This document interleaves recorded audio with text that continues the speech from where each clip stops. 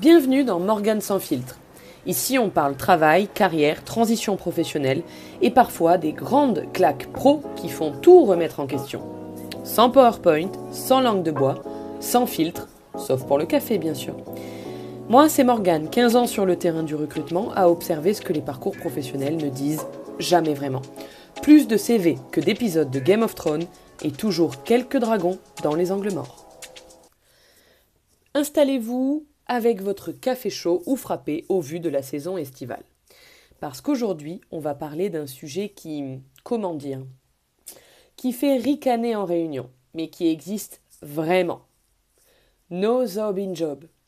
Et oui, j'ai dit ça dans un podcast professionnel, sans rougir, parce que c'est un phénomène documenté et que si on n'en parle pas ici, qui le fera ? Pour ceux qui découvrent le concept No job in job, traduction littérale que je vous laisse faire, l'idée derrière ça, ne pas mélanger vie professionnelle et vie sentimentale ou sexuelle. Ne pas draguer au bureau, ne pas entretenir de relations romantiques avec un collègue. Sur le papier, ça semble évident, vous allez me dire, mais dans les faits, c'est une autre histoire.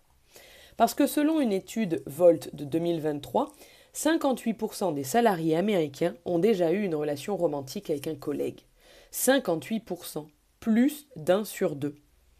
Donc, statistiquement, arrêtez-vous, regardez votre open space, il s'est passé des choses. Avant d'aller plus loin, petit détour pop culture, parce que oui, Hollywood savait. The Office.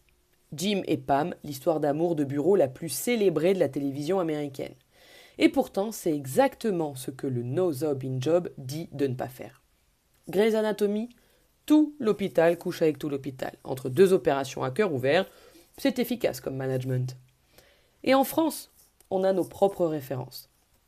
Qui n'a jamais vu deux collègues, juste amis, arriver ensemble le lundi matin avec le même café ? Eh oui, même dans Julie Lescaut. La culture populaire a toujours normalisé ce que les RH essayent de réguler. Et c'est là que ça devient intéressant.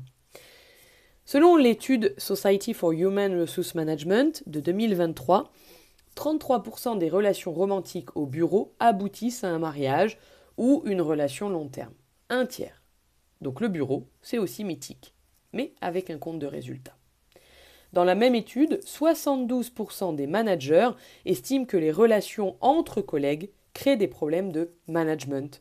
Conflits d'intérêts, favoritisme perçu, ambiance électrique après une rupture. Ok, c'est bien sympa outre-Atlantique, mais chez nous, vous inquiétez pas. Selon une étude IFOP de 2022, elle révèle que 35% des Français ont déjà eu une relation amoureuse avec un collègue et 15% avec leur supérieur hiérarchique. Le pouvoir est le meilleur aphrodisiaque, disait Kissinger. Mais Kissinger n'avait pas de DRH. Il y a 3 écoles. École numéro 1, l'autruche. On fait semblant que ça n'existe pas, aucune politique, aucune charte, on verra bien, advienne que pourra, c'est la majorité des entreprises françaises. École numéro 2, l'américaine, le Love Contract. Oui, ça existe, un contrat que 2 collègues en couple signent pour déclarer leur relation à l'entreprise. McDo l'a imposé à son ex-PDG en 2019. Il a quand même été licencié. École numéro 3, la politique claire. Déclaration obligatoire au RH si relation avec un supérieur, mutation d'un des deux si conflit d'intérêts, formation des managers sur le sujet, c'est propre, c'est adulte, c'est rare. Et en France, niveau juridique, ça se passe comment ? La vie privée est protégée par l'article 9 du Code civil. Une entreprise ne peut pas interdire une relation. Elle peut l'encadrer, mais elle ne peut pas l'interdire. Nuance importante.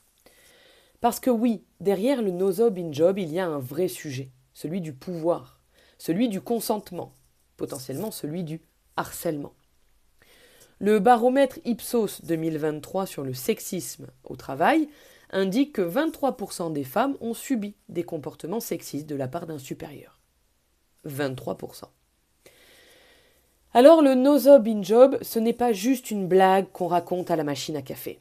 C'est une vraie question de sécurité psychologique, de climat au travail, de culture d'entreprise. On rigole parce que le sujet s'y prête, no hobby job, ça fait un slogan, ça fait américain, ça fait sourire, bref, ça fait ricaner en réunion. Et c'est exactement pour ça que c'est dangereux. Parce que derrière la blague, il y a une réalité que personne ne veut nommer.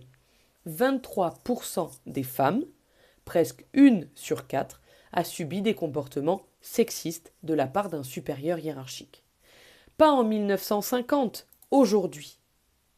Et combien n'ont rien dit parce que c'était leur chef, parce que c'était leur salaire, parce que personne ne les aurait crus.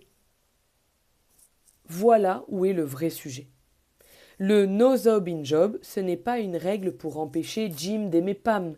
C'est un rappel brutal que dans une relation de pouvoir, le consentement est toujours suspect. Quand ton chef te drague, dis-moi, vraiment, est-ce que tu peux dire non, librement, sans penser à ton poste, à ton évaluation annuelle, à l'ambiance dans l'open space le lendemain? Non, tu ne peux pas. Enfin, pas vraiment. Et ça, c'est le problème. Le consentement au travail, ce n'est pas un détail RH. Ce n'est pas une case à cocher dans votre politique interne. C'est la condition minimale pour qu'un être humain aille travailler le matin sans avoir peur. La condition minimale. Cet épisode t'a interpellé, questionné, alors ne sois pas égoïste et partage-le avec tout ton répertoire. Et petite astuce, abonne-toi à ma newsletter. Le lien est en bio pour avoir tous les épisodes avant tout le monde et toujours sans filtre. Sauf pour le café, bien sûr.